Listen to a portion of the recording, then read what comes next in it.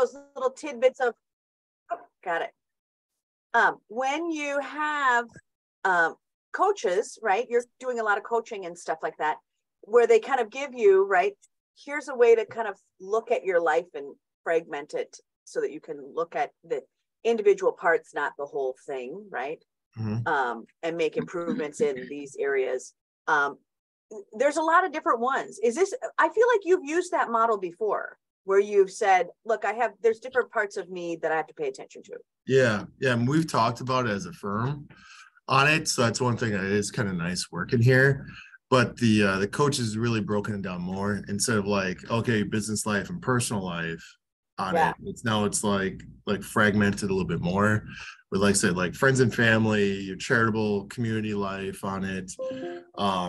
And so it's like, oh yeah, I kind of need to catch up on some of these areas, or then make sure I have better routines and rituals in others. And so that's what a lot of it is. It's just, unlocking your brain to make sure you follow through your routines and rituals to do the things you do so you can get the results that you want, and just, kind of going forward. It's, I didn't think it'd be much about personal life when I thought it was like when they approached me when it comes to the business coach, but it's kind of cool how they have one coach who is like the business person, and then one who helps kind of round out our life type thing. So it's, it's pretty cool. And I'm just lucky and fortunate that my firm said, hey, well, if you do this, we'll pay for it. I'm like, okay, right? Yeah, sign me up. I just have to sign me up. That's what executive coaching's for. Yeah, I go to Dallas for a couple of days. That's the only thing that was out of my pocket, and then everything else is out of theirs. So it's like, yeah, let's go ahead and do it. Yeah. That's really wonderful. Any other updates for us on your life? Yeah, I mean, it's obviously end of the year, so just getting wrapped up. My best year record to date, and what I've been working on is potentially my best ever even income year ever of my life. Oh. I got it submitted. It's just like, can we get it all done and processed through? It doesn't look like it will, but that just means I'll have a bigger next year. So it's not like it's not going to hit. It just, might not hit for 2022.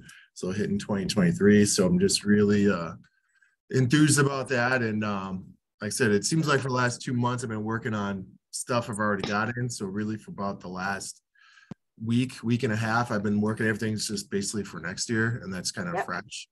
So it's kind of fun where it's like, oh, I went to a couple events, met some new potential clients who want to meet the next couple of weeks, got a couple new client meetings this week. So it's just kind of exciting to be more proactive than reactive, I guess. Yeah. Well, I'll do a group clap on that. Hey, so Margaret Griffith, wow. Hi, you're alive. And well, yes. And well. I'm delighted to see. And hi, Karen. Please. I don't know the rest of the group, but that's all. So please introduce yourself, and then remember, everybody, put the things in your chat box, right? Put your contact information in the chat box so that we can all get to you, because we got a big group. So we're going to do fast today. But Margaret. Yeah, I just logged on. What kind of, do you want just a real brief hello? This is who just give us hi. Oh, hi. Okay, so I'm Margaret Griffith. I have a company, a very small company. It's me that does residential remodeling. And I've been doing that for a really long time. And do you want to know why we're here today, or just? Yeah, give me your, Okay. Well, this caught my eye because I keep track of you behind the scenes, even though I haven't seen you guys for a while. Because like everyone, COVID pushed a pause button that is unprecedented in a life. And while I worked during that, I didn't have any projects in the field. And I realized coming out of that and going back into jobs, there's something weird about it. I love it. It's not that I don't like my work. I do. I love my work, but there's just this weird reset. And when I saw the word avoidance across my desk, I was like, oh, there's something to explore. So that's my reason for saying hello today. Well, good. Well, I'm glad you're here. I hope you get some tips. Okay, I see Karen waving. Yeah, okay. Right. We missed you. I wish I could kind of hug you, but I'll just give you a virtual hug. Virtual hug. March Weir. Wow. Welcome back to the United States. Oh yeah, I've been back long enough to forget I was gone, now that snow hit, but it was a long trip. It was just a little bit too long. So I had just gone to Europe for my first time and I was there. It was a little more than 3 weeks with the travel time. So, and it rained the last 5 days and that just kind of sucked. The weather was bad, but it was overall incredible. So it was a great experience. And avoidance, yes, I saw the same as you, Margaret. I saw the title and went, and that's what I'm doing today. Is I'm here avoiding doing my social media and my email and trying to drum up business for Easy Light Wraps. That logo up behind me is I have a startup biz. And Margaret, it's shades that hide those bare bulb bath lights. If you ever see them, the Hollywood lights, and they Velcro, and I have magnets now too, and just keep plugging away. It's just it's Christmas. You should have big sales, and my sales are really dreary right now. So that's what I'm avoiding is marketing and trying to figure it out. Get it in. We love it. And I'm a realtor, so Sandy, hi. Sandy and I know each other, so. Right. Oh, that's great. Okay. Well, great. Thanks. Nancy Hall, welcome aboard. We haven't seen you for a while. Give us the update on you. You've also had a lot going on. Whoop, Nancy, are you with us? Just to unmute. Yes, thank you. I had to find the mute button. Hi. Yes, I similar situation. You came, I kind of stalked you as well. You guys are awesome. And the word avoidance showed up and I thought, yeah, but I'm learning that avoidance is more about my partner in life and neither one of us are the general. Both of us are exceptional right-hand men and women, if you know what I mean. So without that, we tend to avoid, without the leader, we tend to avoid or wait for some direction. And though I'm considering, I am starting a course syllabus and classes that I want to teach.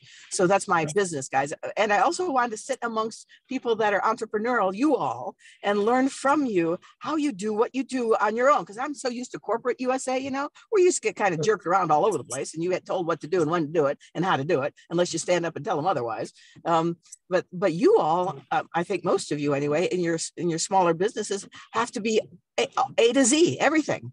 And so when I saw avoidance, I thought, Nikki, Karen, I got to take this class. So so how do you step into that?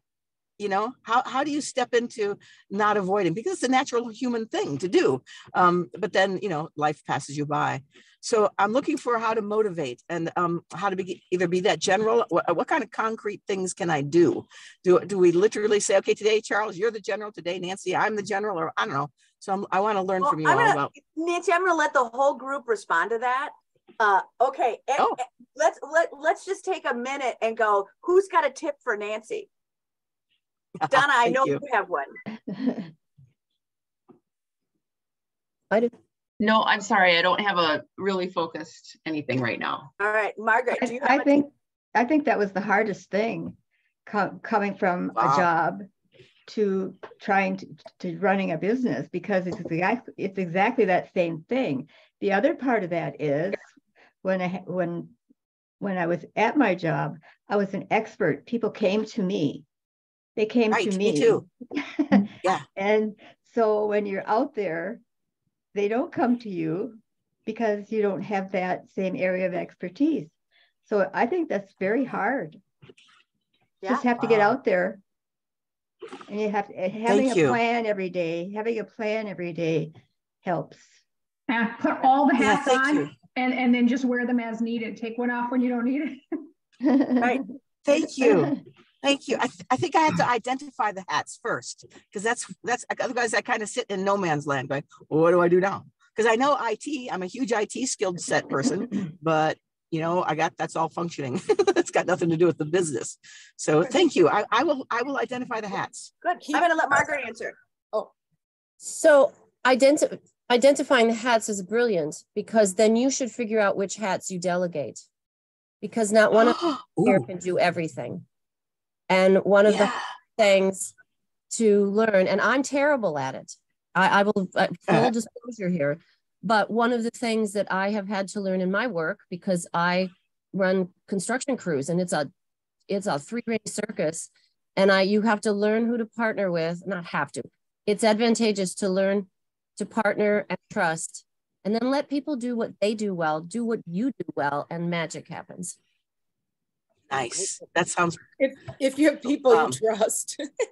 Well, it takes time to. It's like building any relationship. Yeah. They have to have confidence in you and them, and learn and communication and learning how you all work. But you know, it's really hard when you step out of having been in a circumstance where there was lots of support. You know, the computer screen goes black, and you call somebody. Well, you are the somebody now, and so you end up with a really deep, very, very robust. I'm old enough to use the term Rolodex of people that you call when you're here. Okay, that's 2 things. I gotta identify the hats, and I gotta also identify my resources. I haven't done that very well yet. Thank you. Brilliant. Good luck. I tell you, there's an amazing group of people around here. It's an amazing group of people. Thank you. Okay, awesome. So I'm going to do some of our introductions now, and then I'm going to do some kind of towards the end. So I'm going to do 2 more. Janet Mills, give us your update. Hello, I'm a graphic designer, and it's just me. I'm a solopreneur, so identify with Nancy's questions. And I think you were talking about A to Z, and there are a couple things in there that we aren't as good at, and then we hate them, and then we avoid them. So then we go to Mickey's NW2 session. One for me a few years ago was invoicing. The client wanted me to do something more than their budget, and then they said, but we don't have the budget. And then I felt bad about how many hours, so I just avoided it. And then Mickey said, you know, they need to know that. They need that invoice. They want that invoice. And hello, do you want the money? So that was a little stumbling block a few years ago. She helped me on. And also she's like, hey, hire someone. It'll take 15 minutes. Right. And so that's a past thing that I still have to work on. And the other thing, Nancy mentioned being a general or not, if you mean a leader or not leader.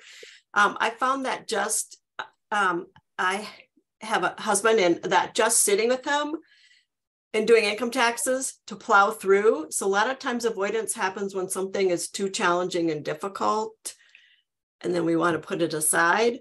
But to plow through income taxes, if he's just sitting there, I'll keep plowing. Or last year, this time I painted our dining room because I had a little break in work. And same thing, when I was like, oh, I think I'll stop and go up and do some work, he'd be like, do you really want to stop? And then I'd be back up. So that's the things why I'm here today. Wow, that's a wonderful tip. When you're working with people who have ADHD or other learning disabilities, we call that a body double. So sometimes just having a body double that's there will just allow you to move forward. So sometimes it's just something as simple as getting together with your friends to do an art project. Now you'll all get your little art cards made. Or it's just having someone be with you when you clean your office.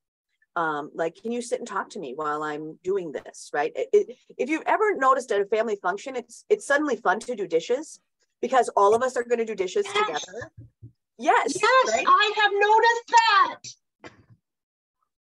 That is the power of body double, right? That you're like, oh, let's go do the dishes. Yay! It's fun. It's fun. Fun. Mickey, I always thought that was codependence. I love that. No, it's just a body double is magic. And what I like about just enlisting a friend to come play with you to get your stuff done, that friend can keep you accountable, but they can get their junk done too. So, you know, it's a simple technique, but it's been proven. There's a lot of brain science behind it of, you know, enlisting a friend to help you along. Donna McCurdy has put in a tool. Tell us about that tool, Donna. Focusmate.com.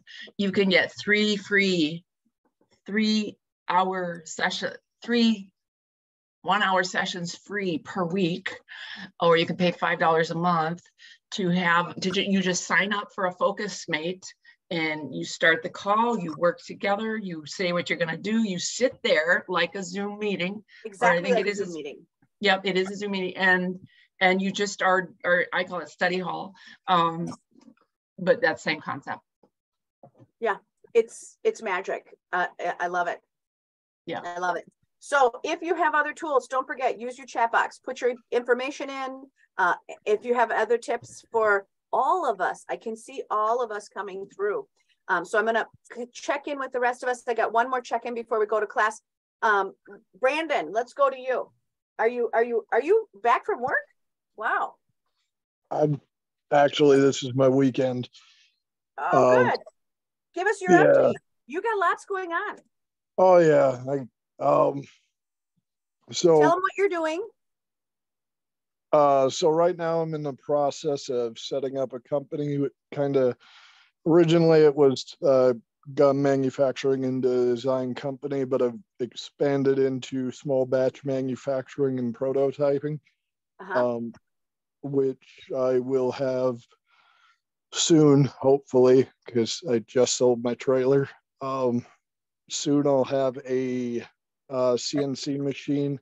I already have a 3D printer, and I will be also offering what's that called? Cerakote and hydro dipping services, as well as laser engraving. Okay.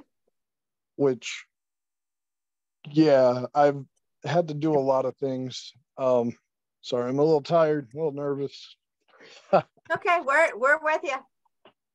But yeah, so one of the big things I was putting off that I recently tackled was I needed to finance my new tool, which is like $20,000. So I had to sell my RV. That is something I really didn't want to do, but I ended up going for it, just because it cuts down my wait period by like 6 months. And then I'm looking at another 3 to 6 months for setup on the equipment before I'm ready to start taking on clients. But as a big thing for me, it gives me a sense of being close to accomplishing my goals. And yeah, I absolutely love the fact that, like, when I bring up CNC amongst a group of people, I usually always have a few people asking me questions and being like, hey, can you do this for me? But yeah. Yeah, so you're in the right direction. Now, no one knows what that dipping process is. Can you tell them what that means? The rest of the people in the group? All right. So just to go through the services I'll be providing, everybody knows what laser engraving is. That's coming like end of next year. That is cutting the surface of materials with a laser. CNC, I'll have a CNC M mill, which means I'll be able to carve stuff out of metal. 3D printing is creating objects with polymer filaments. And hydro dipping is where we take a pattern and print it out, and it uses a hydrophobic material placed on top water, and then you dip an object in there and it adheres to said object. So you can get like really crazy patterns and designs on pretty much anything. You can hydro dip shoes, like anything you want, you can hydro dip. It just depends on your volume. I'm sure a lot of people have seen, probably about a year or two ago, it was kind of trending on YouTube where you'd see people like dipping random objects like bowling balls, shoes, hats, what have you. It provides a quick finishing material for whatever product you're looking for. And then Cerakote is it's a ceramic paint that can you apply it like a normal paint, but then you bake it to create like a ceramic layer that provides lubrosity and abrasion resistance. Right, right. Yeah. So very exciting stuff. Very exciting stuff. So, okay, Brandon, if you have details to put them in, please put them into the thing.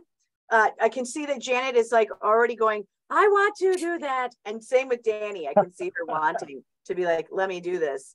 For those of you, so Brandon, whatever details you want to put in, that would be great. For right now, I don't have like a main contact point. I have a website set up, but it basically says I'm not ready yet. Well, but there's your New Year's goal for this group. Yes, that would be an awesome goal. Start setting up contacts.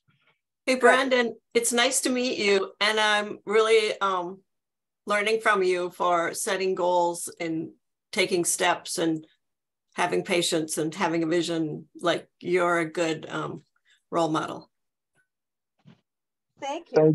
Thank you. I appreciate that. Yeah, that is fantastic. Okay, for the rest of you, I'm going to come back to you. I have a secret item. I'm going to start sharing my screen. Any last words from anybody before I go into class? Okay, I'm hoping that you are seeing my screen. And it would start with this picture. This is your bonus. If you would like your own sticker of your favorite friend,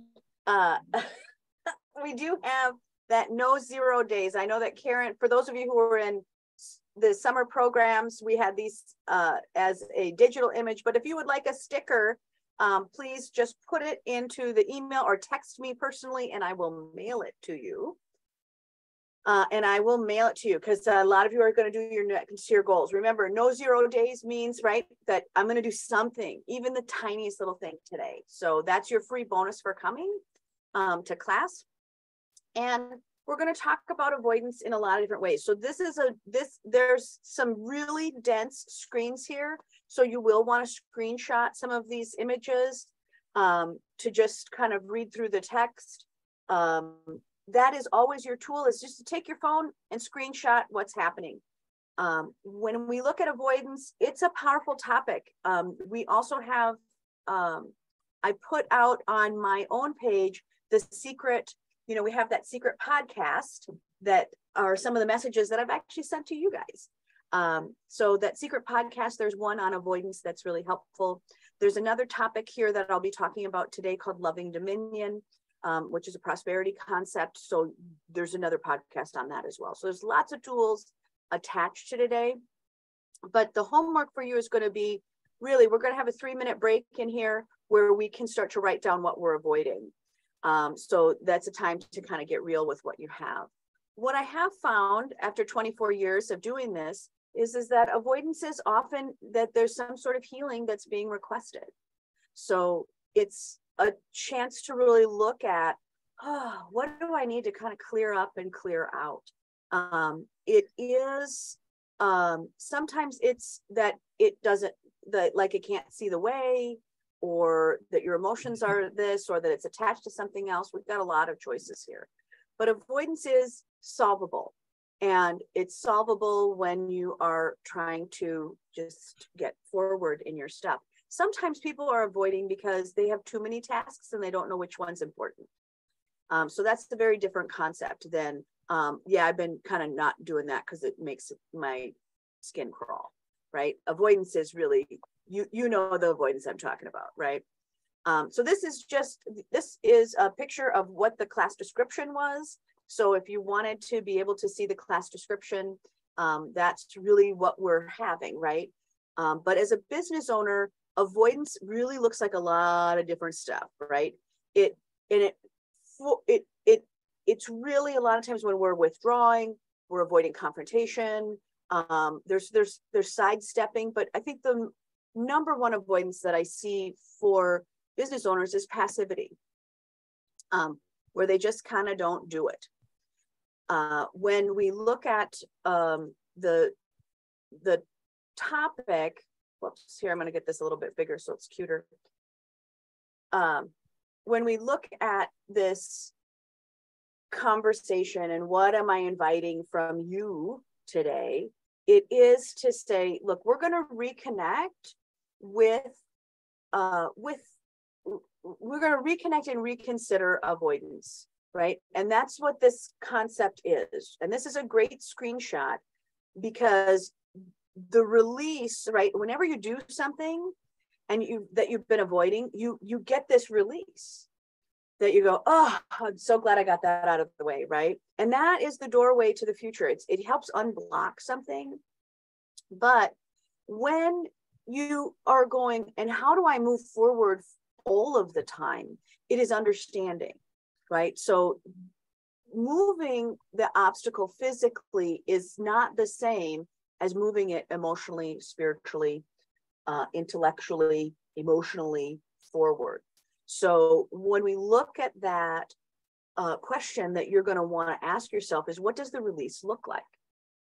Right? What would it feel like if you weren't avoiding? And that part is kind of interesting. So the next page is the list page. And this list page is where you go, oh. So I'm going to encourage you to screenshot it, because it's a lot. When we look at how many of us avoid phone calls, we let things go to voicemail, maybe we have the aimless scrolling, but you also, like other emotions, each of you is going to have your own trip cord and your own way of showcasing avoidance. And some people, right, get into a whole bunch of other emotions. So this is also helpful to look at if you are partnered with people or you're working with a lot of people, that you go, wow, what is going on? And so what we found is that sometimes when you see somebody who's a showcaser, right, where they always are talking big stuff, big stuff, big stuff, you go, wow, they have such a big ego. Well, actually, they're avoiding a whole bunch of other emotions, because that's why they're doing that.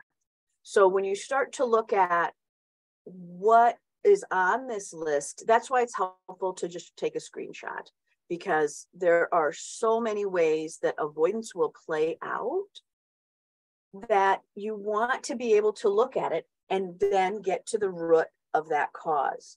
So, and that's those base emotions, right? What are the base emotions? And when you start looking at base emotions, right, this is another one you can just screenshot. When you look at those base emotions, and by the way, this particular slide is going to come up a lot today, because, right, you'll start to go, oh yeah, maybe this is really grief. Oh, maybe this is rejection. Maybe this is something else. So we're going to talk about base emotions a lot, because that base emotion will go back to any point in your life and attach itself to something from the past.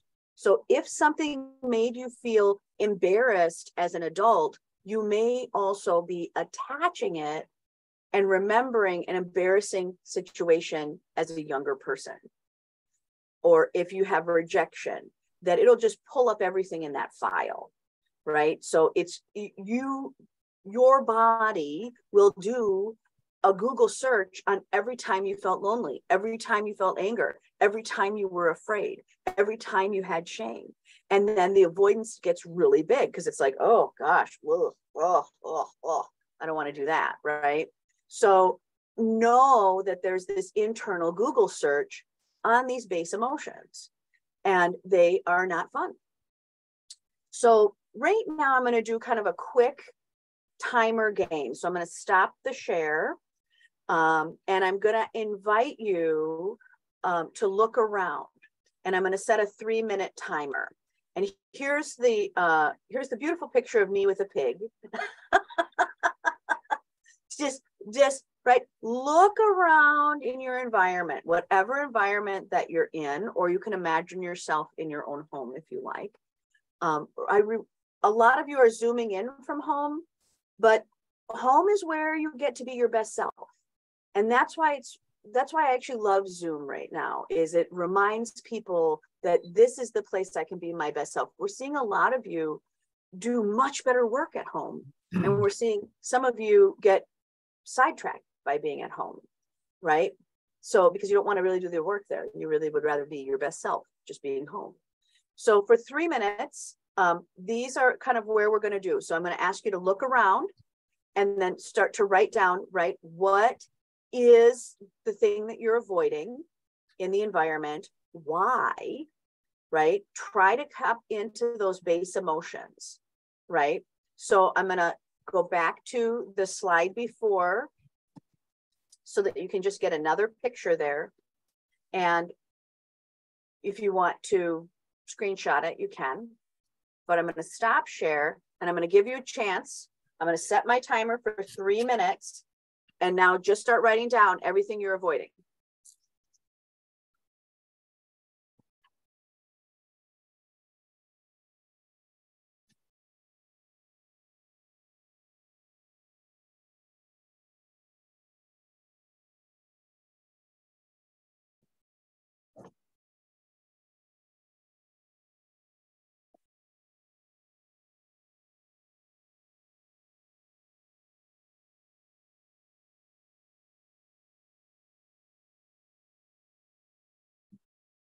For those of you who are public, you can put that into the chat box.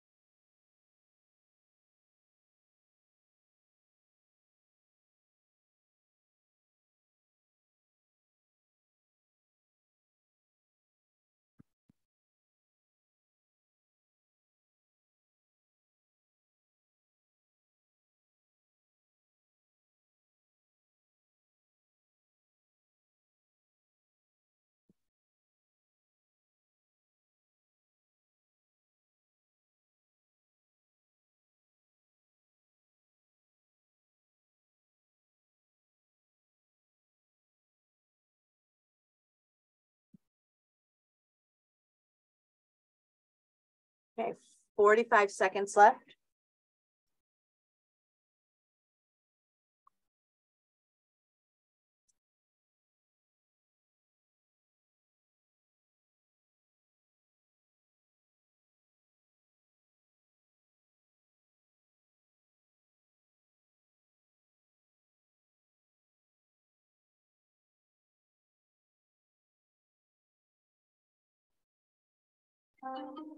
Okay, there's your comeback.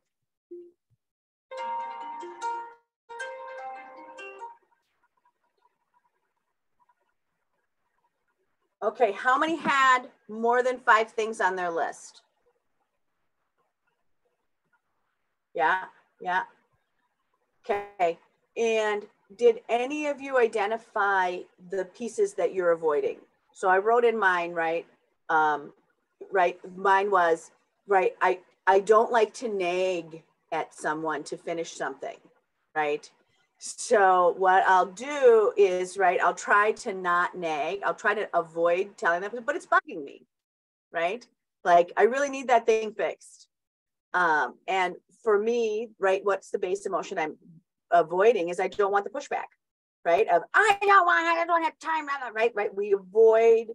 We avoid a confrontation, right? So when you start to look at what you're putting in there, right, a lot of you are going to have a lot of simple pieces, but what I'm very interested in is, you know, put them in the side box because all of you have them. I'm seeing a lot of similar ones, right? When it gets scary, I don't want to look at it, right? But when you avoid it, it gets worse, right? I don't want to do this thing because I don't feel whatever. Anybody want to talk about any of these that are on your list?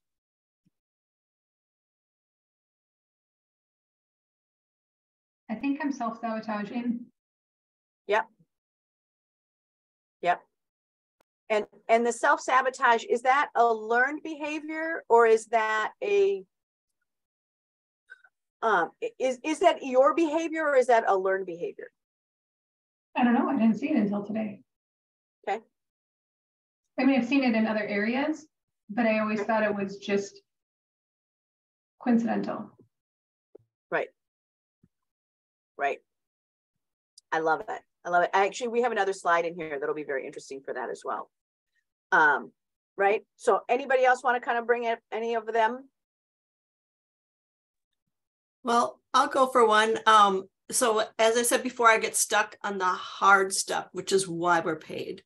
And the easy stuff, like doing a photo index, yes, you know, the easy. And so I guess I try to get myself to start the day with something like that, just to get the engine running. Right. Right. Tip. I'm afraid of criticism too. And so, Mickey, when like you are always positive, that works for me, because then I won't shut down. Right. Right. And sometimes we aren't bringing that forward because we know that pattern, right? So we won't bring something forward, right? So that's opting. It's not completely opting out. It's just not leaning in, right? That will kind of hold back, because if I get criticism at this point in my process, it will shut me down, right? Yeah. And it's and that's where we start going, okay, how do we start to work with it, right? How do we start to work with it? And then psychologically, my mom was hypercritical, like minusculely mega critical. So that would be like the deep roots that I'm unconscious of. Right. And those root emotions are really a big deal. But and here's the interesting thing about all of you, right? Is this is a brilliant group of people. So because you guys are all so smart, boy, can you really, you guys really can avoid good. There are so many avoidance techniques that smart people have. It's just magic. It's just magic. Okay, I'm going to go back to sharing my screen. So the thing I want you to kind of think about again is, right, what are those base emotions? So you're going to, as in your homework, you're going to go look through those lists of things that you're avoiding, and you don't have to share them necessarily, but just that was in 3 minutes time. When you get into kind of a deeper dive of this, you'll find something that's interesting.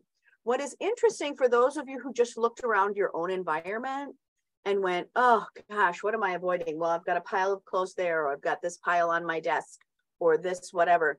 It's really to ask yourself this other question, which is, does your environment support your future self? So when you look at the person that you want to be, whether that be, you know, somebody that makes more money, or somebody that's finished writing their book, or the business owner that you're going to be, you have to really look at the environment that you're placing yourself in. And that's why I love looking around just your house, is to go, how does this support my future self, right? Having a comfortable couch is a big deal. And how is abundance expressing in what you're laying your eyes on? So when you start to look at what's here, I'll give a piece for my son, who just woke up one day and he was 30 and he realized that all of his stuff is broken. And he's like, I hate it. Every piece of furniture I have is scuffed. Everything is broken, right? So, you know, he's like, I have to be better for myself. So I need more things that aren't broken. And what's interesting when people do this is that they start to go, oh, I actually feel more like doing the work that I have to do when there's order in my space. If you look at somebody who makes a living in a workshop, they really have their tools go in one certain spot, right? If you look at a chef, they have their tools in a specific spot. So if you are looking for abundance at your desk has to have places for certain spots. So, you know, look at what is there for you, and that spaces that you are creating money in, then they have to be abundant and supportive of the work that you're doing.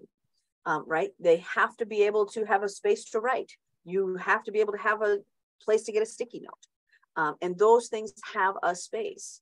So sometimes chaos in your space leads leads and expands into you avoiding, right?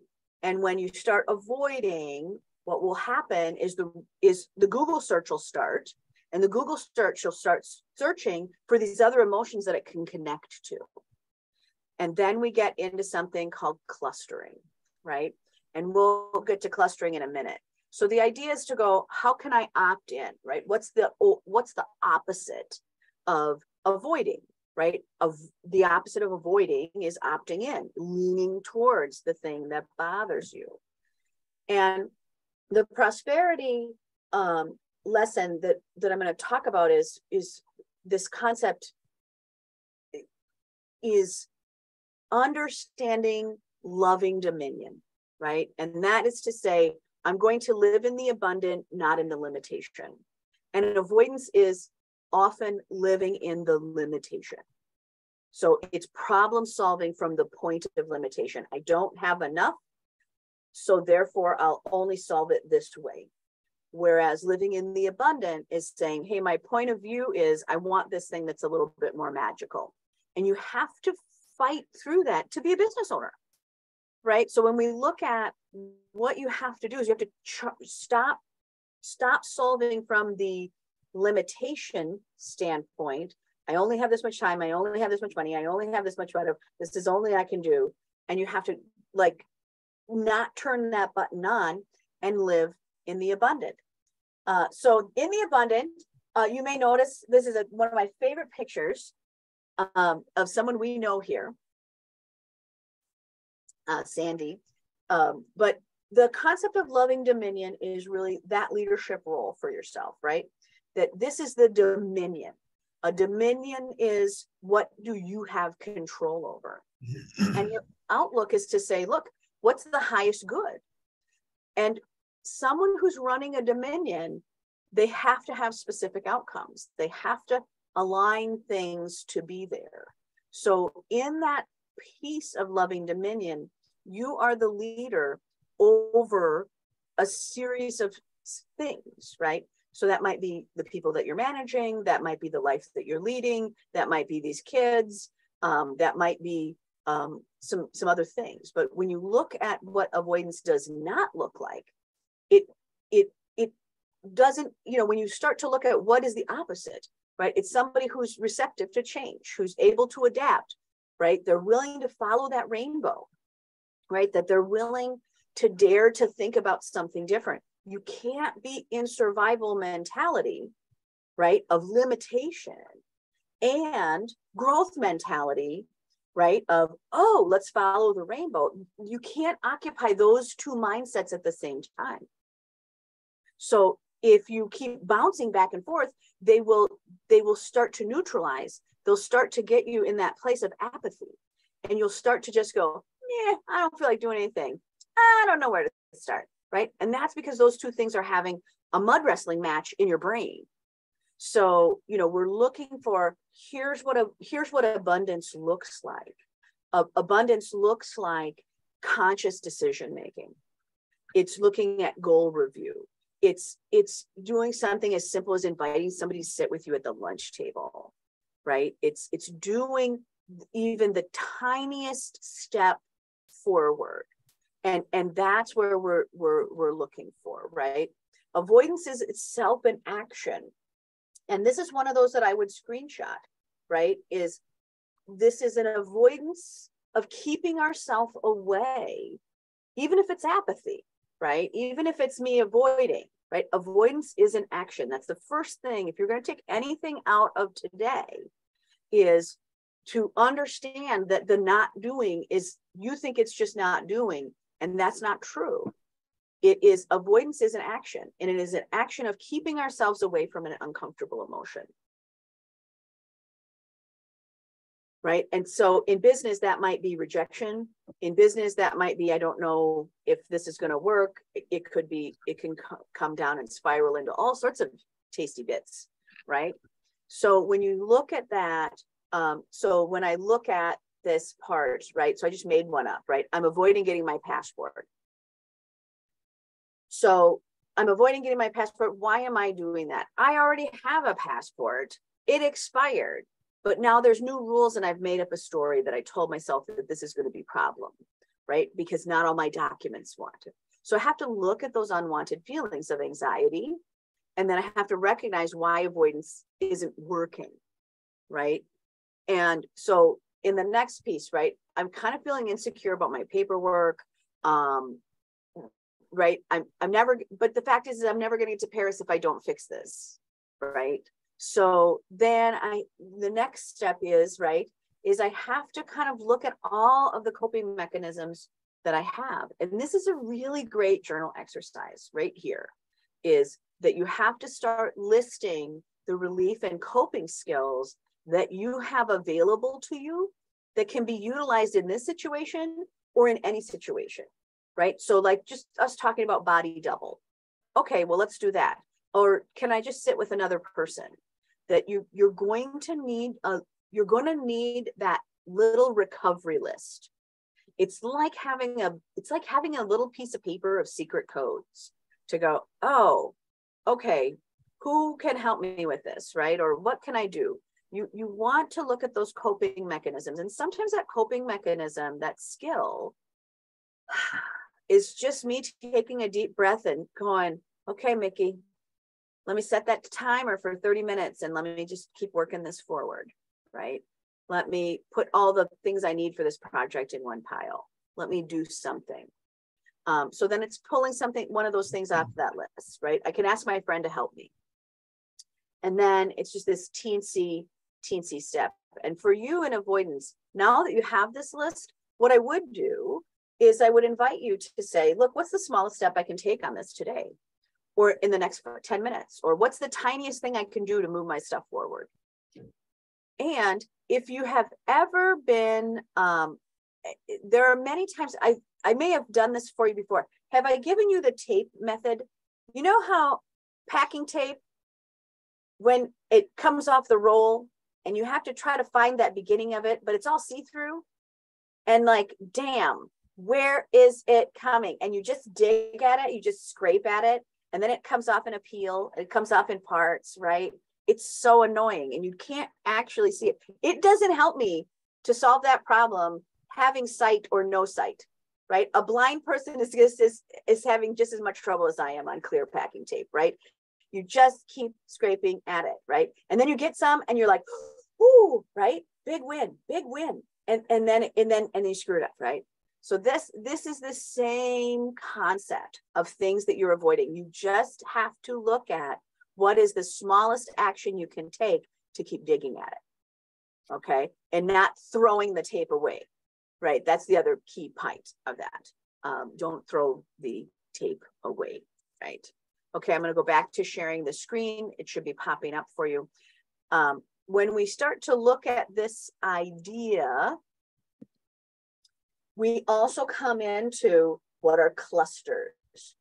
Clusters, they're like the magic storytelling of the ego. What I love about clustering is, right, your brain is going to do the Google search inside your emotional database, and it's going to go, oh, hold on. And because everyone in this group is brilliant, your storytelling gets to be a little bit rock solid, believable. But it's not, right? It's still not, it's just garbage sometimes, right? So when you start going this cluster, it'll say, oh, I'm avoiding getting my passport. Okay, well then you'll get that first layer. I'm feeling insecure about my data. I'm never going to get there if I don't get it done, right? But then comes these other things. So then the Google search of emotions comes and goes, oh, wait, I might be afraid to travel alone. Actually, maybe I'm worried that I don't have enough money to go on that trip. Oh, wait, I forgot. I don't know French. Oh my gosh. And then it'll go to, and I'm not happy in my job and I hate this stupid apartment, right? And you just start getting into this whirlwind tornado of, garbage smack talking, right? And so clustering, if you are someone that clusters like this, it's very interesting. We see this a lot.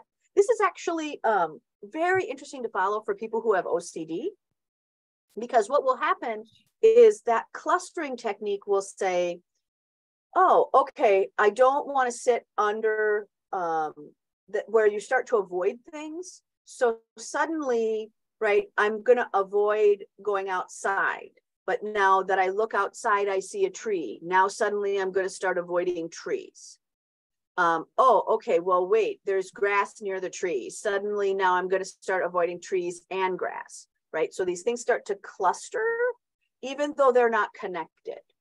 So we see this, and it doesn't have a way to make sense necessarily, but you know, that they just start to cluster these things together. If you've ever had a pet that is afraid of something very random, this is what's happening, right? They're clustering towards something. So if that dog is afraid of a squeaky toy, it's also afraid of now not the sound of the toy. Now it's all toys that look like that, or it's all things that come from your hand in a certain way, or it's this clustering of items. So again, right, looking at those base emotions. As we start to bring these things up, I would go back through and go, hey, are any of these me, right? Is it that my Google search is always looking for shame, right? Is it always looking for sabotage? Hey, what's the newest way I can invent sabotaging myself? Think, right? What's the newest way that I can connect with being depressed? What's the newest way I can put confusion into my day, right? Or how can I feel isolated today? It's just going to do that. And that's why you have to have that conscious thought, right? And conscious thought, sometimes it's putting a list together. The place of conscious thought that I start, because I'm a wordy person, and a lot of you are wordies, is looking for the language that you're using. And changing that language will often move it forward, right? This little funny thing, right? My coffee's broken. I'm still tired, right? We love to whine, right? We love to whine. My coffee's broken.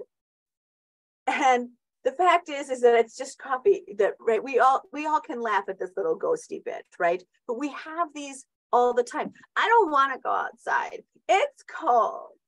I don't want to make my own dinner, right? I mean, there's a million of them. I'm super good at being whiny. I could whine really incessantly. It would be great. But right, and it's really because there's an uncomfortable need that's being met, right? And like, I don't actually want to be cold. But then if I cluster, then it's like, I don't want to be cold. I don't like living here. I don't want to go this. And then it kind of rolls around into this, you know, repertoire of, you know, goo. So what you want to be able to kind of look at is, right, what is it that's the unmet need? And what will happen is that as you understand what your unmet needs are, you'll start to go, oh, wait, this is why I'm sabotaging. I have an unmet need, or I have this other emotion, right? Avoidance is always the action of really keeping other emotions at bay. This is where the healing is. This is where the magic is. This is why you love the details of this, because avoidance is actually, you know, it can feel really dastardly, but it's actually kind of I like avoidance. Because avoidance is actually a superstar, right? Avoidance is a good thing when it's used for the powers of good. It can be sparkly and fantastic, right? You can kind of put your mind on something else and set your troubles down, right? Avoidance can be a lot of good things as well, but we have to be able to understand, when is avoidance becoming the master slayer of all the good things that we want in life. Avoidance of bad habits leads to good habits. So avoidance itself is asking for something. And so that's when you kind of start to go, okay, well, where can I get at this, right? Where can I grab at avoidance in a way? I can't just yell at myself that I'm not doing my tasks, but I have to say, look, are all my boxes empty? No, most people don't have all their boxes in their life empty. And then you have to kind of start going, all right, how do I use language better? And one of the first things that I call out for people is smack talking, right? And these are the 3 smack talking sections. So if you're going to do a screenshot, this is one of them, right? Aimless questions that have no good answer, right? Ugh, right. And anything that starts with ugh, right? You should probably, you should just know that if it starts with ugh, we're really looking at avoidance is going to need a helper, right? Ugh, it's cold outside. Ugh, I don't want to go to the store. Ugh, I don't want to see my family, right? But we also do them when, if you are having a bad self-talk kind of lesson around self-esteem or holding the self in esteem. So when we start to look at those aimless questions, right? Why am I so lazy? Why don't I ever do this? Why don't I not get this done? Why am I not this, right? Judgy, judgy, judgy. But what I often see it as is I see it as, why am I not inspired? Right? Or why am I doing this? Then comes the blatant anger, right? So sometimes you'll just instantly go to anger where you're like, I hate people. Or that you're like, something will come up on the news and it's another thing, it hasn't changed in the world. And you're like, I'm so over this, right? A lot of people felt that way in the last election cycle, right? That they just are like, I'm done watching news. That, right? They have so many emotions that we can't take action on, right? There's no way to kind of get around it. And so then you saw a lot of people kind of coming into trauma where they felt like they couldn't escape it, right? That they couldn't escape something. And that's when trauma comes in, when you feel like you don't have agency or control. So sometimes anger is avoidance, but sometimes it's actually trauma. We've talked about that in other classes. Judgment statements, right? Oh boy, do I love judges, right? That, oh, he's so petty. Oh, whatever, right? We start to get really catty. Oh, they don't care. They don't even appreciate me. They don't even know that what I bring to the table. They don't know that you know what? This wouldn't get done if I weren't here, right? We have all these judgy statements. If you're smack talking in any of these pieces, it may actually be, right, that we have to go look at what's the emotion you're avoiding. Because avoidance is tricky. Avoidance is tricky. So when we start to look at this, because the only person that I actually give a F about, right, is you, right? I don't care about all the other people in your life. I care about you. So when we look at you, right, it is, right, why are you here? You're learning to hold you're learning to hold the self, the self of you in esteem, right? Why are we looking to not avoid things? Why are we looking to be asking for healing? Why are we looking at this so that we can have a better business? Why are we looking for great customers? Why are we looking to invest in something bigger? We're doing that, one, because we're blessed to be a blessing, right? That's that prosperity concept. We are blessed to be a blessing. We already have influence and utility and interest and leadership and opportunity, right? We just don't always have it clear. But when we start to look at holding that self in esteem, it's speaking highly and with grace. And it's speaking highly and with grace on our own identity, on our own self. And I'm not trying to say, look in the mirror and go, I can't remember that SNL skit. Somebody here is going to remember it and do an improv for me, but. Yes, I'm good enough. People like me. That whole. Stuart Smalley, yeah. Yeah, right. I love that. It's really Al Franken. Oh, yes, it was. It's Al Franken. Okay. Yes. So does anybody remember the exact line? I feel like someone just said it. I am good enough. Smart enough, and doggone it, people like me. Yep. Right. I do say that to myself sometimes.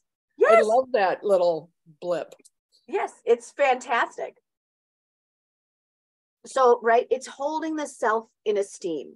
It's really being willing to do that, right? So when you start to look at the smack talking, I think it's there.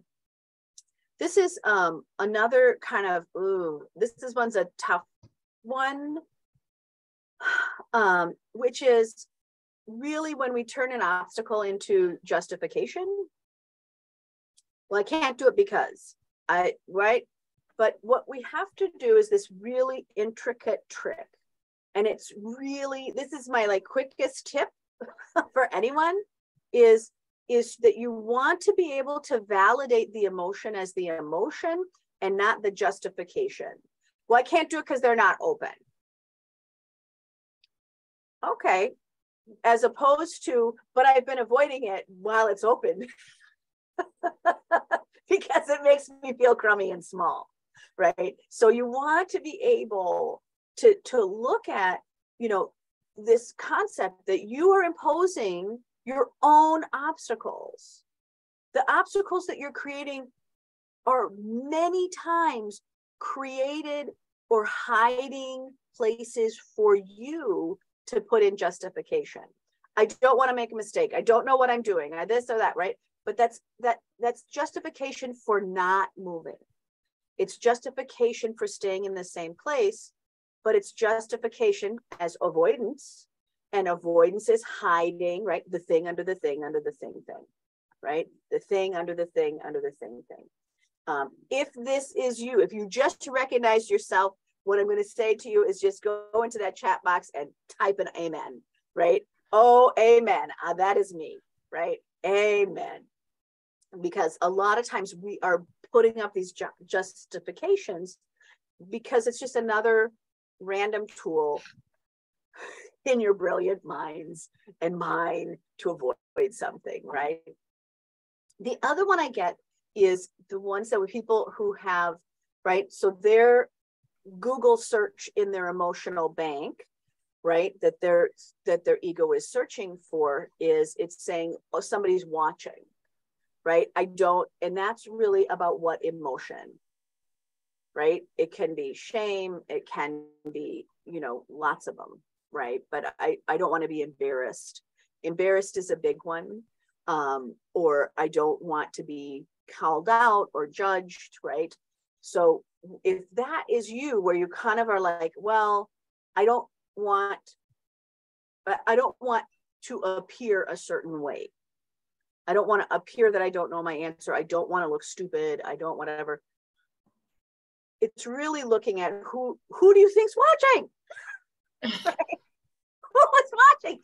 No one cares. I don't know if you've noticed this, but the world is even more self-absorbed than before. Like nobody's watching. Nobody's watching. So if you're looking that, if you are the person who feels like the timid creator, I don't want to share what I'm doing before it's all done and perfect because I can't take, right, the criticism, or the criticism will hurt me, or I'll shut down, or whatever. It's really looking at the things that you're afraid to showcase is starting to put them into these piles. This is a great screenshot because when you start to understand the piles of where do I sort things to, right, that the Google search of emotions can be vast, but right, is this garbage, right? Okay, is it garbage? Okay, let me put it in the garbage pile. Is this a compromise pile, right? Do I need to compromise what I think I want? For those of you who are perfectionists, the compromise pile, really useful tip for you, because it's saying, look, if I can't have all of the thing I want, then what's the compromise I'm willing to make, right? So is there a compromise? Then there's this lifestyle pile of, look, if I go to all of these meetings, I don't have time to walk my dog, right? I'm going to choose something here, right? I have to manage my lifestyle. And that can be solved in a lot of different ways. You can pay somebody to walk the dog and go to the meeting, or you cannot go to the meeting and walk the dog, right? Lots of things there. Or you can invite your meeting to go walk your dog with you, right? So there's these other parts of, right, well, it should be this way. Well, it doesn't always have to be that way. I have a meeting on Friday that I made into an art date where I'm like, look, we have to talk over all this big fancy stuff, but I happen to have this other friend who has all these art supplies. Maybe we were going to go do something before your meeting. Do you want to come to your meeting early and goof around and do art with us in the morning? Right? Lifestyle pile. Can I change it up? Right? Can I make it more fun? Can we do this? A meta file is really, right, that conversation around culture, right? Where we all have kind of this meta, this overriding conversation, perhaps around sin would be an example of a meta file, that there's a much larger conversation around what you're feeling self-conscious about. So sometimes it's going, wow, that's a really big conversation. That's a really lot of set of emotions. That's growing up in a really highly religious family, or that there were lots of rules, or that we were, you know, so looking at that meta file is a lot of times when you have a cultural piece there, or you have a way that you were raised, or that there is a larger body of knowledge that surrounds your emotions. And then the last pile is that smile pile, to go, you know what, screw it. I just need to play more, right? I need more fun. So really going, you know what, I shouldn't have to be freaked out about this. I'm going to go play more. And when I started to change more things into my smile pile, it was to go, okay, I'm avoiding this. How can I put it into my smile pile? How can I put it into my compromise file? How can I put it into the garbage pile, right? So it's also looking at it that way. Here's the thing I'm avoiding. Is there any way I can look at these piles and go, what would it take to get it into my smile pile? Well, the number one thing is to have somebody else do it for me. That'd be great, and have them do it right? So there's other ways to kind of work with avoidance, and to work and lean into it, to give it the healing, but to give it movement, right? To use that tape and kind of scratch at it a little bit and go, let me just scratch a little bit further. This one, if you're going to take a picture, I would take a picture of this whole screen, because this one is for high achievers, which is a lot of them in this group. For high achievers, this is actually your dastardly, right? Where you go, oh, is this stress management or is this stress avoidance? So the easiest way to tell the difference between, right, stress management is, right, using resources and coping mechanisms, right? Let me manage this in a healthy way, so that the esteem of the self, right, is to say, because I need to protect this person who's in all this stress, right? I need to bring resources in. Whereas unhealthy stress avoidance is when you go, I'm just going to let this set to the side, and I'm not going to look at it, right? Where we avoid things and problems grow, that we start isolating, we don't bring in social support, or that it's constantly causing a conflict, right? If you've ever lived with somebody who has a short hair trigger that is instantly going to be angry, right? That's avoidance. That's stress avoidance. I'm not going to do that because I have stress avoidance, right? If anybody who has ever grown up with an angry Vietnam vet, right, they really avoid lots of things, right? That you're choosing not healthy items. And we see this in a lot of different ways. So when you start to look at this, are you doing stress management, or are you doing stress avoidance? And that stress avoidance is very interesting. We also see this in when you look at people who are high achievers, but because they're so adaptable, they'll just adapt themselves to a non-functioning environment. And then it just sort of becomes a habit that they don't realize they're avoiding the changes because they just adapted. And that's when this line of adaptability can really get wobbly. It's a bridging technique that can actually lead you into avoidance. So if you've ever chosen to not move, like if you're in a crummy apartment and that apartment doesn't really work for you, I'll give an example of somebody's house I was in the other day that just moved, that they didn't have a garage, and he's a bike racer. So he had 11 bikes that, like, he couldn't have a dining room. So he had 11 bikes in his dining room, and he would have to carry the bikes that he was using for races. He'd have to fix them in the living room. So then he didn't have a living room because he had a shop in his living room. So suddenly, right, because he was just adaptable, that he would just eat in front of the TV, or he would do these other things. And I'm like, you have to move. You need to avoid the emotion. The emotion was, right, I'll just make it work. I'll just make it work. And I'm adaptable. It's okay. But he couldn't have anyone else live with him. Right. So you might want to have a girlfriend. I do respect your wonderful racing career, but you might want a girlfriend.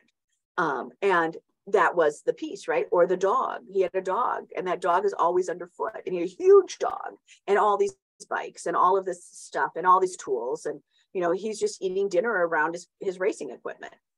And racing equipment is like, it was another whole other room. So like, right, there's a lot of things. So sometimes we will, because we're so adaptable, we get used to the little rut we've built. And the reality was, we have to face these other emotions. And the other emotions was, I might want more. Right? I'm going to stop solving problems from limitation, and I'm going to start solving problems from ways that are a little more healthier, that are a little more expansive, that really hold the self in esteem. Reframing. I don't know who I do a little project that I've done for a lot of years called Project Elf. And I was doing, I had to pull a bag and put it on my counter.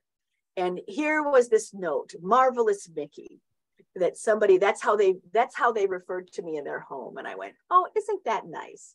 I think I always want bags marked Marvelous Mickey, right? Not, you know, here's some stuff for homeless people, right? That they were having a very different relationship to the project that I was doing. That they're like, oh, let me give this to Marvelous Mickey to make magic with. And I thought, wow, that's a really great reframe for the things that I was doing. So when you're looking at the avoidance that you have and you're identifying some of those base emotions, the fastest way to do that is to look for a different perspective. And just like having that list of kind of resources of like, what are the coping techniques that I can do? Reframing, man, this is a great journal activity.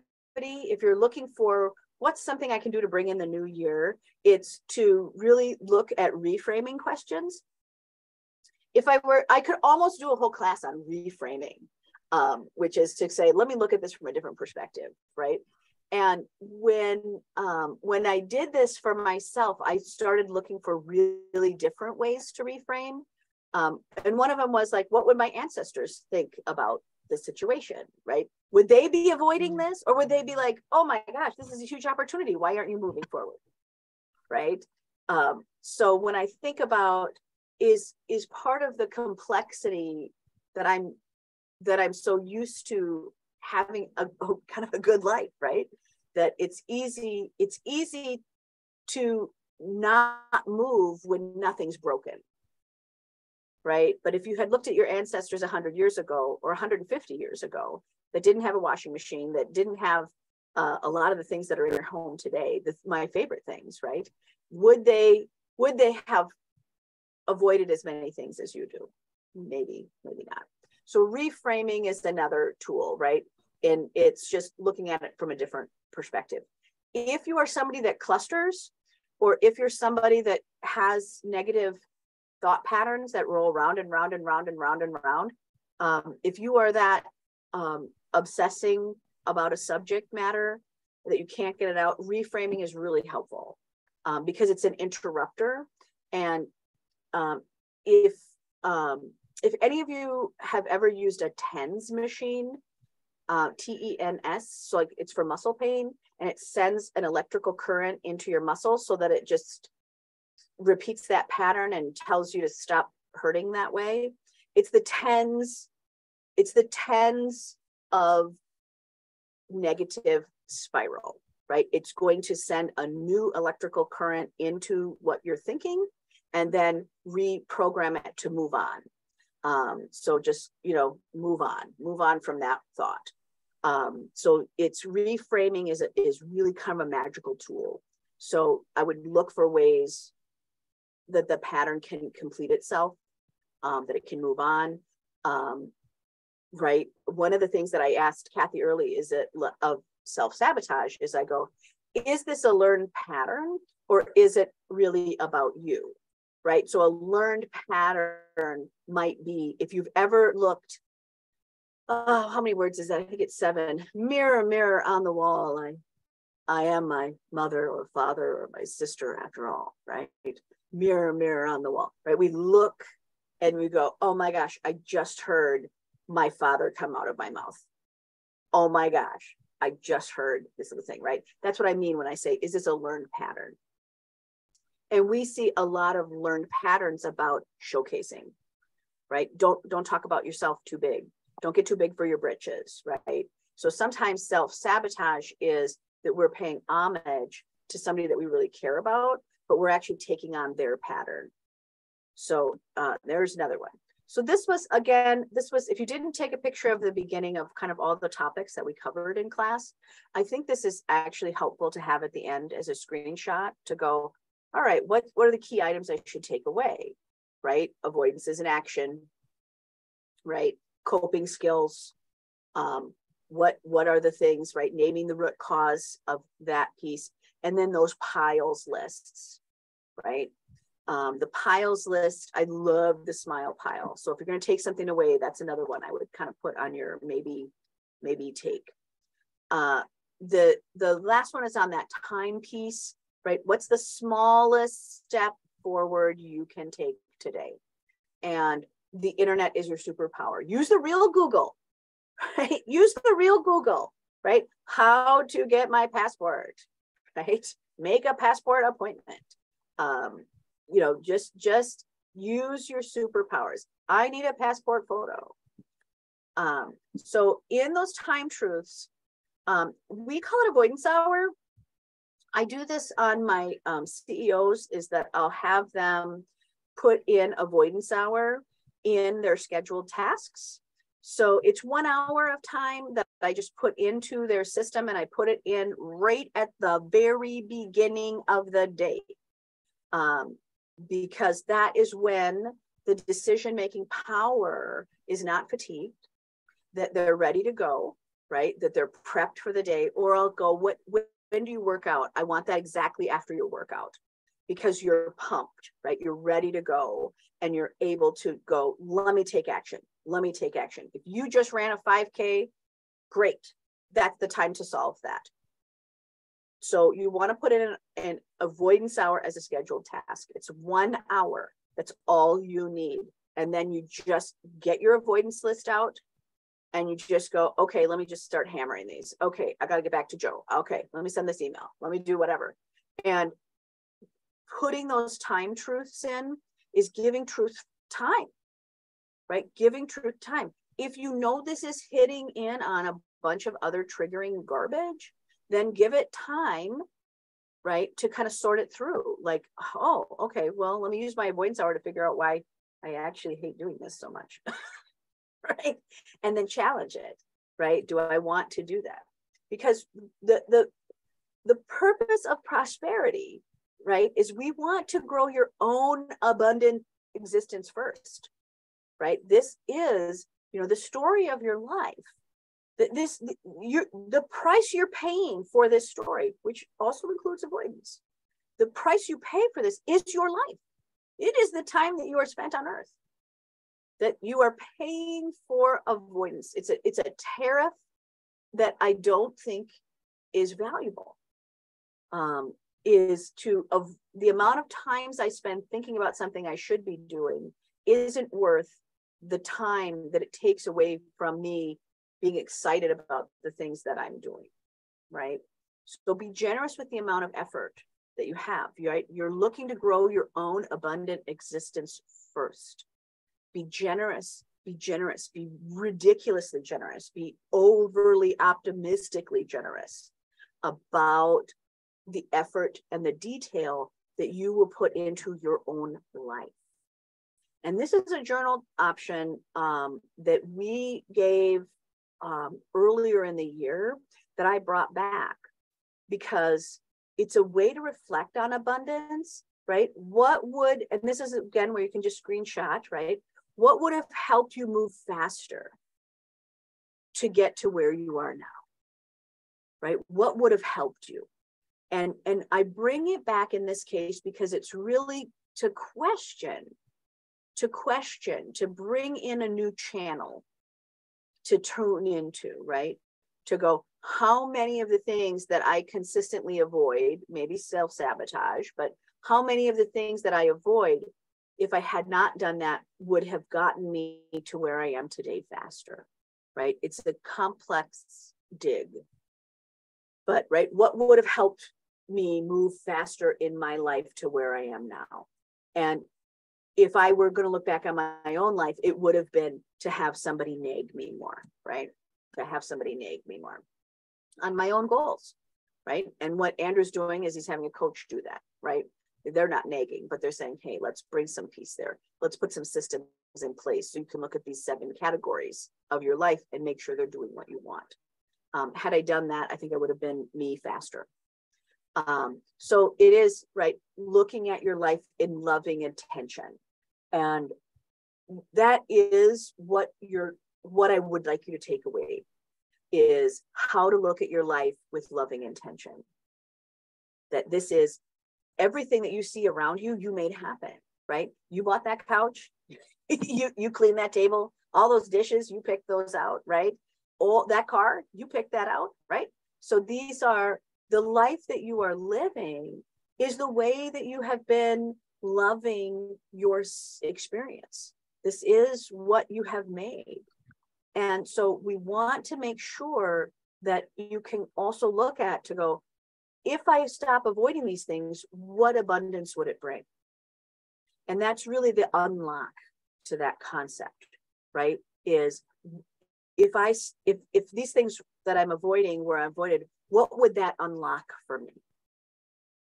And that is the magic, because now we keep it out of shame and gloom and all the base emotions of negative formatting that your body's going to go, and we put it into conscious decision making, and we put it into something that's a little bit more delicious and magical.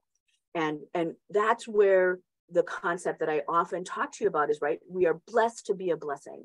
I am just asking, I am pleading, right, for you to understand we are blessed to be a blessing. Be that blessing to yourself first, right? And that means give yourself credit. That means refine your skills. That means bring value, grace, honor, and all the perks to you and your goals and what are here first.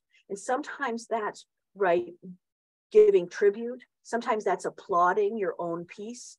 I don't know if you remember when I had to go, we were in Gatorland, right? And we were going on those zip lines, and I'm literally crying the whole way that this is like, oh God, I just couldn't figure it out. And what I had to do in that time, while I was having all of this angst and trauma of zip lining across all of these alligators, right? And this tiny guy named Angel who had to catch me, right? Who I'm like, please catch me. Oh my gosh, right? I mean, 200 and some pounds of flying woman across gators. I mean, it's just not an endorsement of good risk management, right? So, we kind of look at that and go, right, wow. How do I reprogram, right? So that I will give that piece, right? So sometimes what I had to do is I had to kind of give myself this little applause to go, oh, good job, mama. Okay. And I thought we just had to go over 1. We had to go over 8. So I would, cry my way into the next lot. Angel would catch me with like, he's like, I will always catch you. Like, he was tired of watching me cry. Like, I will always catch you. And I'm like, okay, good job, mama. right? Sometimes we just have to give ourselves that little applause, right? We are blessed to be a blessing. I was blessed to have the honor of going through this pile of alligators into the world's largest, which I didn't know, largest zip line across alligators, right? And I'm thinking, oh my gosh, right? So there's the piece, right? Then we kind of get to the end. And if you don't remember that story, I get to the end, I'm with my son and his girlfriend. And this was like this moment. And my son was having just as gross of a time as I was. But his girlfriend, like, she is a ham bone. She is like, this is the best day ever. And she is like posing for pictures because she realizes that there's pictures. I'm just freaking out doing the risk management. And Carson is like, oh, okay, let me just get through this, right? Let me get through this, right? We are blessed to be a blessing. That we all got through that moment. We get to the end, and my son looks at me and he's like, are you for real, like freaking out? And I'm like, I am for real freaking out. And as a young person, right, they're like, wow, should we get you, some medicine or something? Is there anything we can do for you? Right? That we are all going through this beautiful life. And what you want to do is you want to use that benefit. You are blessed to be a blessing. And you want to give yourself favor and help and influence and utility and opportunity to not avoid the things, but to put them into piles that are great. So calendar those time and resources, get them completed, making the list, right? And sometimes I have to measure the necessity of the list, right? Having the garage door fixed in winter, super important. That wasn't that important when it was June, but now it's December, and yeah, I want that. So in that concept of blessed to be a blessing, one of the things that you want to look at, and this is an optional journal thing, which is, right, what are the gifts that you as a person have, and how does your current life reflect those gifts, right? So an example from my own life would be, right, we don't put our Christmas tree inside, we put it outside, because that way when people were dropping things off for other families, they just set it under that Christmas tree, right? Or that my neighbors could enjoy that, right? So I'm blessed to have this gigantic, beautiful tree that my husband will put up every year. Well, let me put it up outside so everybody can enjoy it, right? So when you start to look at the avoidance list, avoidance, it always comes back to that, right? Is to go, look, let me look at this list of things that I'm avoiding and really look at, is this supporting these gifts that I have for the world, right? This is the blessing. This is the way. This is the mastery. This is the leverage. These are the resources that I bring into my own life. Is avoiding actually reflecting that, right? And or are they minimizing those gifts, right? Fighting to keep you small. And there's a whole piece of insight right there, right? Sometimes we avoid our own gifts because it'll be the assurance to keep us small. And sometimes we avoid because it just feels safer. It feels safer to be invisible, right? If I grew up in a household where someone blows up and gets angry, I have learned to get out of the way or be invisible. So it's really hard to put myself out there on social media. Right? So there's all these conversations that you have to get through. And that's the emotional piece of avoidance is getting into the love affair, right? And that's this right here, if you want to know what's popping out of my heart right now, is that, right, there is a million smiles that are available in avoidance, because avoidance is actually not always awful. Avoidance is a really helpful tool. It helps in so many ways. When avoidance is gross is when it's in the way of the healing that really needs to get done. So don't always look at avoidance as terrible. There are many times where just switching, not dealing with that task, setting it down, walking away and doing something fun and coming back to that task, right? Avoiding it for a minute, coming back to it is super helpful. Okay, so my last piece here, right, end of note taking. I'll bring up any other slides that we have when we come back together. Remember, right? You are a magic person. The other thing is that thank you so much for all of you who are going back and re-watching the old lessons. A lot of you have gone back to that trauma lesson, but again, you can go back to that YouTube. This is another one that you can screenshot. Karen always has them. If you go to my Facebook page, I always repost the lessons. It takes about, I don't know, 3 days or 5 days for Karen to get the download from today. So you'll be able to watch today again. So if you miss something, no big deal. And the final part that I want to remind you is, right, reimagine yourself without any of the things that you're avoiding, right? If your life could work perfectly, it might be that you don't avoid any of that junk, right? What would that feel like? And that's a pretty powerful lesson. Okay, yes, so, right, this was just an example, right? Work away, right? What could be your what if? Okay, I'm going to stop the share. I will reshare any of those slides that you want. But want to get your thoughts back, because I could still watch all your faces while I was talking. Some of those pieces really hit you. Michelle Berg, I'm going to go to you first. Any takeaways for you? Well, I have a nice little list of things I've been avoiding, and I really liked your comment about, does your environment support your goals, your future self? So I'm going to be looking at that, and I think a priority needs to be cleaning up my office. Yeah. Future self looking at, right? I mean, I love that. I love that. I put that in the box for everybody. Okay, Margaret, what was your takeaway? Well, I have a whole list, but I have to share something funny here. Yes. On my list of, what are you avoiding? So one of my things was getting my house done and my office cleaned up. And I had to move because we started our house 2 days ago and they came early during this. Stuff was falling down in my office. So, yeah, but my takeaway, the one of many things here, learn to hold the self in you in esteem. I think sometimes we forget to just be kind to our own selves. And, I know for my own self, I'm awfully hard on, I'm hard on the little old me sometimes. And I'm going to mute again because it's really noisy here. Oh, good. Okay, no problem. All right, Kathy, what's your takeaway today? You and I had a conversation a long time ago about what would it take for me to be successful? And I think a lot of it was believing that I was enough. And that stupid piece keeps coming back. And I keep thinking that, like, all right, I'm over that, got that one. And then it comes back. And so I think the big piece for me is that I maybe need to spend some more time working on me to make sure that I'm bringing the best of me to the table, because I definitely know that I'm always afraid to give all of it, because what if it's not enough?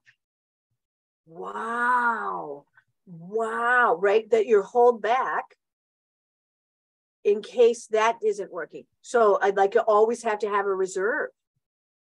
Yeah, and then that way you don't ever fail, is because they never gave it everything. Wow, that's brilliant. Yeah, but also super sucky. It's a hard fix. It is, but you know what? I that's a little twisty bit I hadn't thought of, right? I mean, that's proof number one why avoidance in these conversations are great is because you guys are brilliant, and your brain will find a new way to manage it, right? To go, oh, hold on, let me always keep some in reserve so I don't show up, so I don't bring it all, so I always have something to give. Wow, that's fantastic. That's fantastic. That might be my journal topic today. So thanks for that. I don't have a solve for it, but maybe somebody else has another response. But that is brilliant. That's brilliant. All right, Sandy, what are you taking away? Hello. Well, I have a lot of things that I avoid, some big things. Planning vacations, like big vacations.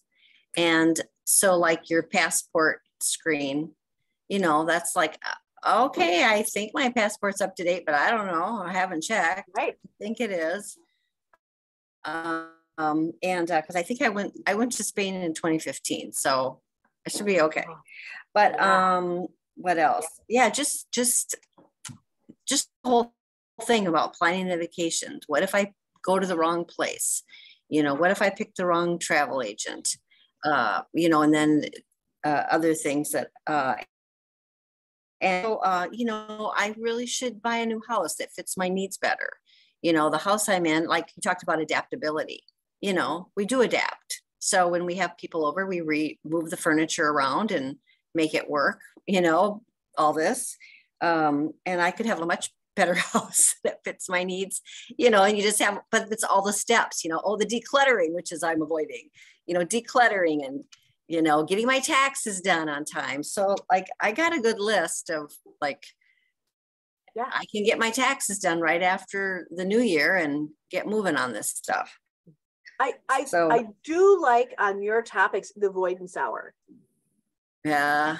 Of scheduling just an hour and being like, let's look at all the stuff I'm avoiding. Yep. Yeah.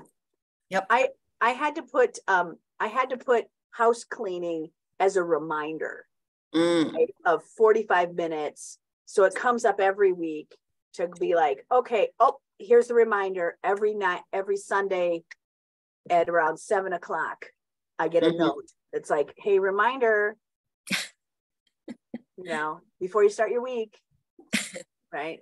Get your stuff together. So yeah, that's wonderful. That's wonderful. Okay, Marge Weir, what's on your list? Well, I think that I've had success in the last few things that I've avoided, which included an IRS thing, a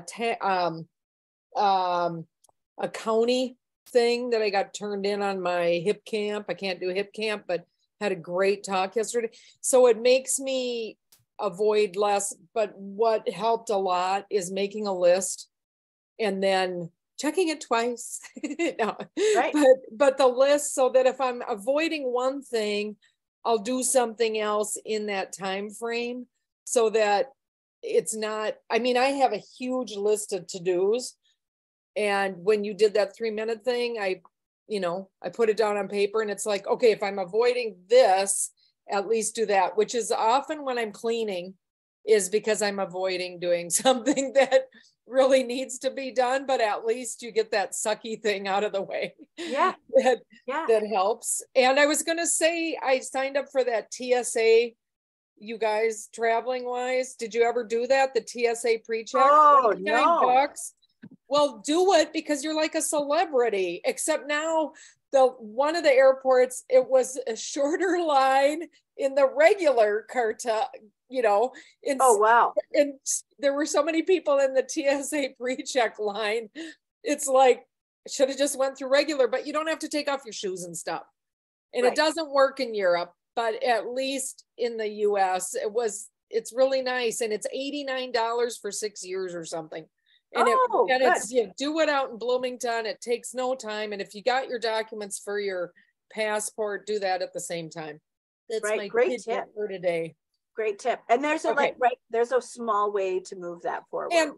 And the Europe travel, people know English, people love Americans, you know, that bullshit, people don't like Americans. No, it was no problem. Most countries speak English. And the only music I heard was American music almost everywhere. And the only t-shirts with words on them are foreigners with American New York, Chicago, you know, they have printed t-shirts. Wow. So anyway. That's very good. Very good. Danny, what are you taking away? Hi. I am taking away to remember the smile pile. That is like the thing I forget. Yeah. To like meld things that could make me happy doing things. That's like the biggest one. Also, I have a long list of things I avoid that are constantly coming up on my phone to remind me to do. And I'm really good at going, yep, I'll do that later. Ignore, right? Yeah. Yeah. So the base emotion search might work for you. Probably. Yeah. Very well. That'll be interesting. That's brilliant. Very good. Nancy, tell me what your takeaways are. I first have to confess that when I wrote this down on my calendar to watch today, I changed the word from avoidance in your business to avoidance in your marriage, just so you know. And it's the same concept. Thank you so deeply. Oh, it is. It is. The biggest thing that I took away with this was we cannot ignore our emotions. They drive everything that we do, our choices, et cetera, et cetera. Without us, until you're conscious of them, like you've pointed out, unless and until you're going to keep repeating the pattern. So I can't tell you what a great gift this is, and it plays out in my desire to create this new job too that I'm doing. So right. It all fits. Right. But I was more interested in learning. And can I build on that for a second? Yeah. Because I think that what is really great about that concept, right, of that it goes back to these base emotions, it is that it will automatically be in the background searching for those emotions. Yes. If you don't change it to conscious thought into something else. Yes. So it's not just like, hey, I'm always going back to that. No, you don't have to do a thing. It's going to search them. Yep. Right. That operating system in the back of your beautiful brain will just automatically pull up its old data for you. Yeah. And that gets, Snoresville. I mean, Snoresville.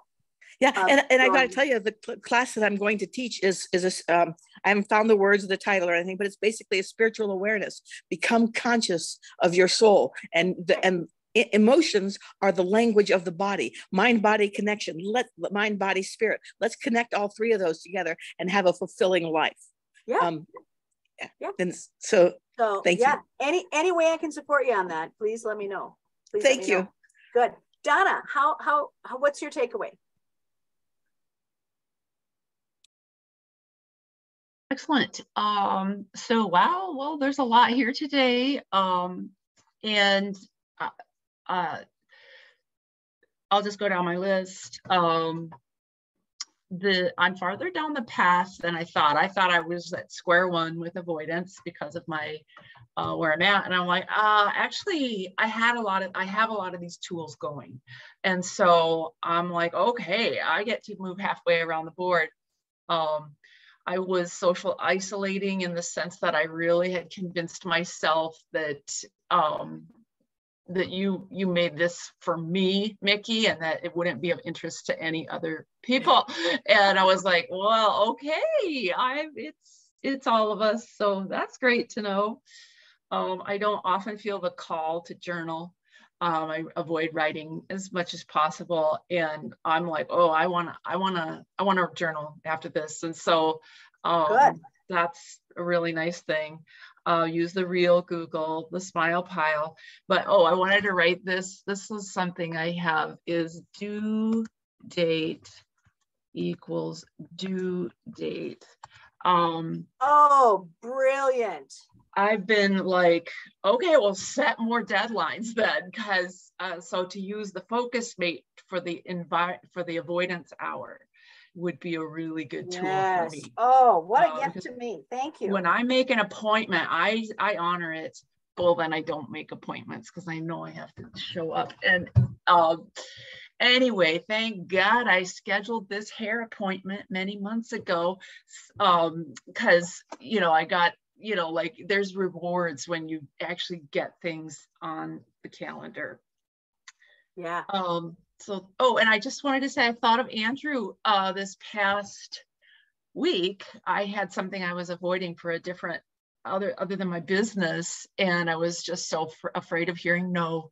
And there was back when we used to meet in person, Andrew, you were talking about like so many, I don't know, you really you're that just like you get excited about that no, because I don't even know what you said, but just remember there's a way to reframe that fear of hearing no, and which we've done in Money Buddy calls. So I don't know. And then just growth is one of my core values, and I'm hearing this word growth now, and it's like that is a magnifier for me. The anywhere where I hear the word growth or non-growth, that's a portal for me to explore. Right, right. Andrew, any chance you remember what you had said about no's?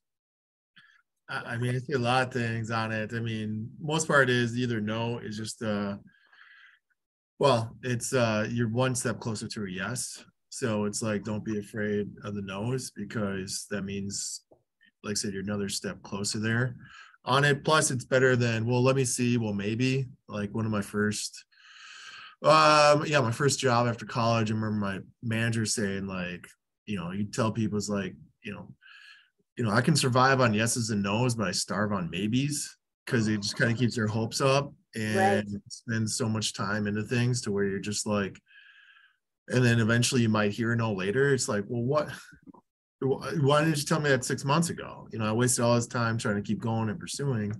Like, just let me know right away on it so I can figure out what to do. Right. I love that I can starve on maybe. Yeah. Yeah. You're always kind of perpetually, it's the dog chasing the tail. It's like, well, I'm getting closer. It seems like getting closer. Like, no, you're just spinning your wheels. You're in your same spot. Yeah. Well, it's okay. So we're on you. What are you taking away today?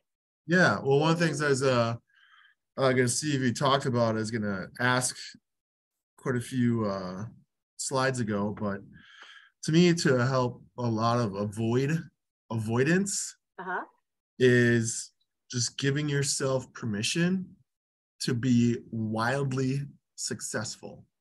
Like, to be the star, the mega superstar of your own movie on it. And so to me, that's always helped me avoid not doing things, is because sometimes people get a fear of like, holy shit, I'm gonna be this big, oh my God, this person. And that the crown, as I like to say, the crown can get kind of heavy feeling on it. But if you just give yourself permission, well, why not me? And that kind of helps allow or avoid any avoidance traps that one might encounter. So it's like, oh yeah, okay, I'll just make that call or do this project or, complete this item. And to where it's like, oh, instead of it's another task, it's like, hey, this is one more step for me to be a superstar or be my movie star. So it's just allowing that permission to do it.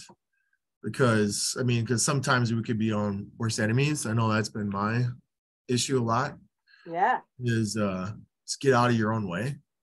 Because the one thing I think probably a lot of us have already noticed here is that no one thinks about us as much as we think other people do. And so most of the time it's like, no, they're not thinking about me at all. The only one who's thinking about me is usually me. So as long as I get out of my own way, like I said, give myself permission to be that. And I always like to add the word wildly successful, because then there's really not a lot of limits on that. Right. So, I put the word wildly passionate on it. Like I like wildly too. That's a really good one. That's a really good one. Because go crazy with it. Go crazy with it. Because right. I am working with people, and Mickey, you probably noticed this too, working with people's money.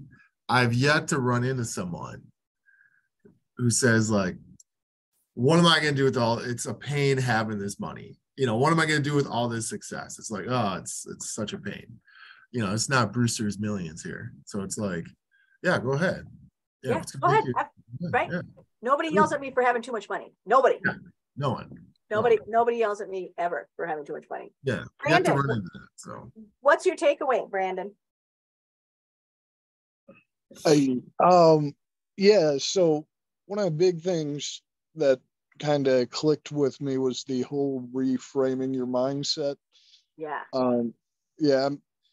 I have a terrible habit of negatively speaking about myself. I constantly try and talk myself down, and it's that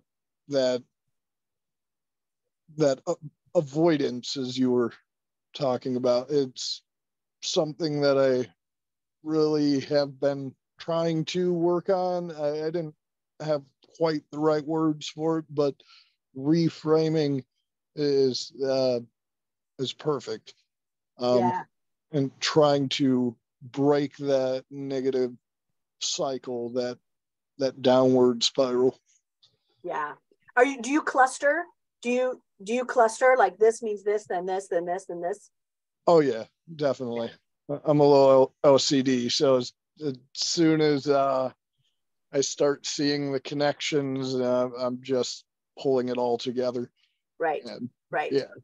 Yeah. Clustering is just, and it's instant, right? Right. Right. I've been doing a lot more, or a lot better at not avoiding my issues lately. I've been kind of just running head first into everything, doing a little bit of that leaning into it. And over the last couple months, I've made some serious headway. Yeah. Yeah. Well, you've been pretty brave. I mean, you put it out on Facebook. I mean, you put it out for everybody to see. Yeah. So you didn't give yourself any way to run away. Yeah. I feel like it gives me a little bit of accountability. Yeah. Like if I say I'm going to do something, I don't do it, then, well, everybody knows. So it's a little more motivating for me to be like, all right, well, this is what I accomplished this week, rather than, going dark. Yeah. Yeah. I like it. And that's that piece, right? Stop going dark. Right. Karen Carson, what's your takeaway? And then Janet Mills, I think you're at the final. So Karen, what's your takeaway? Well, I didn't put my complete list on here because it's too long, but one of the things that I realize is that I am doing too many things and trying to do them all, and I can't do that. So I have my little clock here. Oh, good. Wow, yours is cuter than mine. Well, it has to be cute. Time is always we talked fun. about those Pomoto timers. Yeah. And I haven't been timing them. I mean, I haven't been timing the fair. Right. So I think that might help. It's not that I don't do too many things to avoid doing things.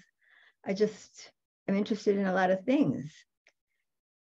And organization has always been a real treat for me. Right. So I'm constantly reorganizing my office, and then it gets messy again. That's, right. You clean it up and it just happens again. So it's amazing. Yeah. I have a friend named Janet who told me clean is not a permanent state, Mickey. That's true. It's dynamic. I had to share a hairdressing station with my friend Janet, and she drove me crazy that I'm like, we can't share anything anymore ever, because you are there. And she was just yelled at me. Clean is not a permanent state. Okay, but we have to work here. So Michelle, I watched your face when you went, I'm interested in too many things. When Karen said, I'm interested in too many things. What's the hide there? What did that hit? I just think it's a blessing of ADHD, and I'm just all over the place all the time, and I strike up new interests, and they're with me sometimes for a short period of time and sometimes for a long period of time. And I haven't figured that out yet. I don't know how to. Right.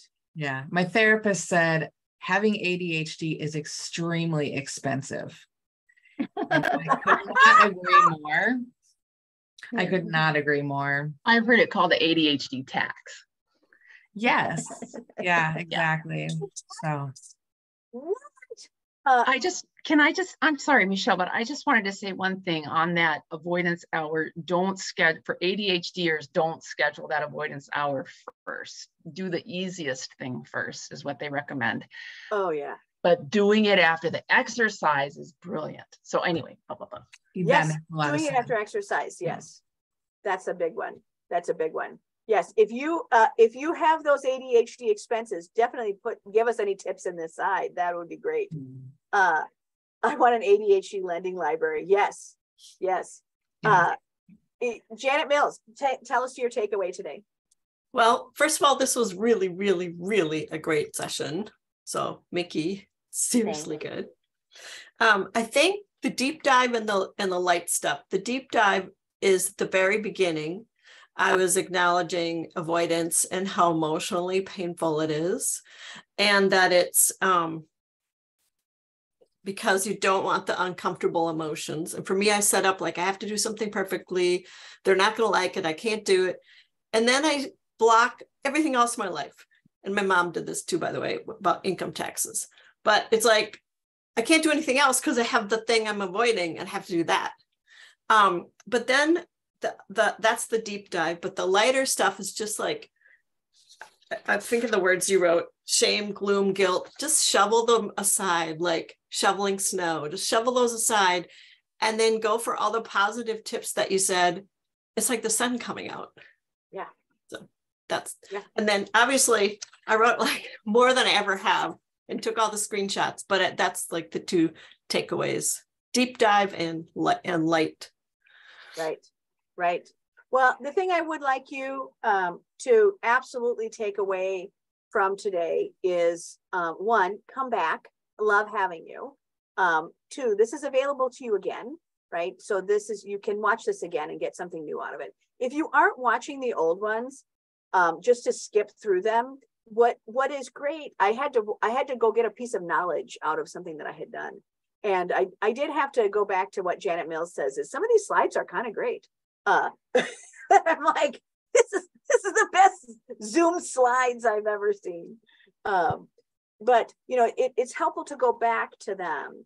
But the thing I want you to really take away, one, is that concept of loving dominion, right? Here's what I have dominion over, right? And that I am going to not work over my life with constraint, right? Limitation. I only have this much time. I only can do this. I can only do this, right? But to really look at it as, right, I'm building a unicorn. To go, yes, let me work over my own life, hold my own self, my own dreams in esteem. Let me show them value. And that goes back to this other concept. You hear me say it all the time, right? Blessed to be a blessing. When you become the own blessing for you.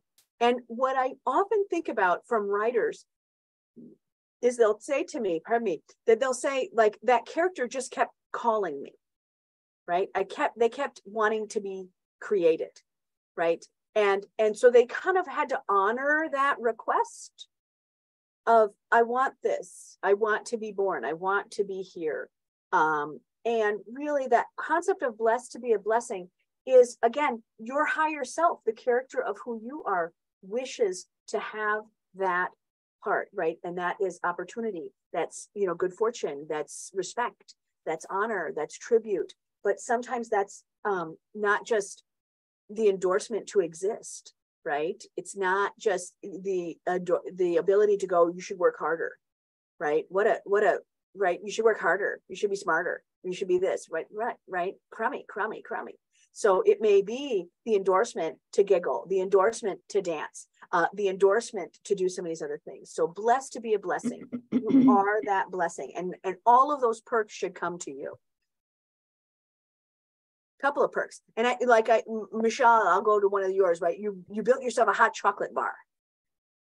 Yeah. Right? So she can go and have hot chocolate with all the trimmings anytime.